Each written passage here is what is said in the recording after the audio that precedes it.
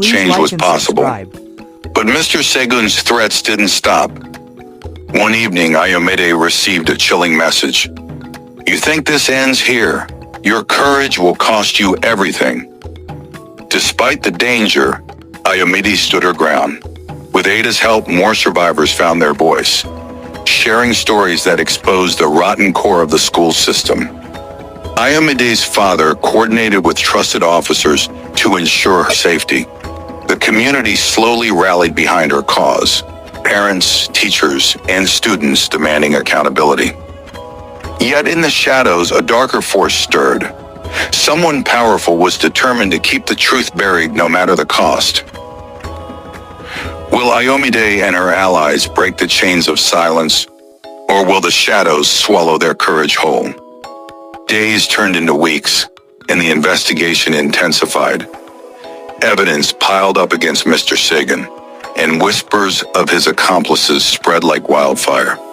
Some teachers quietly resigned, others faced internal inquiries. But then a shocking twist shattered their hope.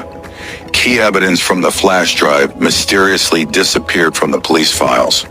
Witnesses who had agreed to testify suddenly went silent or withdrew.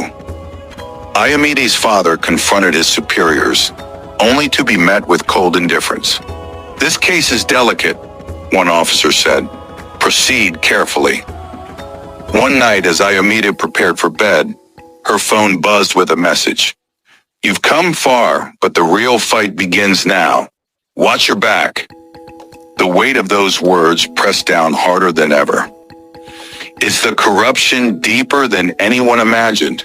Who can be trusted when the very system meant to protect you starts to falter? Ayomide's world felt like it was closing in. The stolen evidence was a crushing blow, but quitting was never an option. She turned to Ada, who had been quietly gathering independent support from a national human rights organization. "We're taking this public on a bigger scale," Ada said. "If the system won't protect you, we'll force them to." Together, they organized a press conference outside the state capitol, inviting journalists, activists, and community leaders. Ayomide's story spread like wildfire, sparking outrage and calls for justice. Back home, threats grew more brazen. Unknown figures lurked near her school and house, but Ayomide's courage inspired others. More survivors stepped forward, their voices finally breaking the silence. One evening, as Ayomide walked home, a figure stepped out from the shadows. Not an enemy,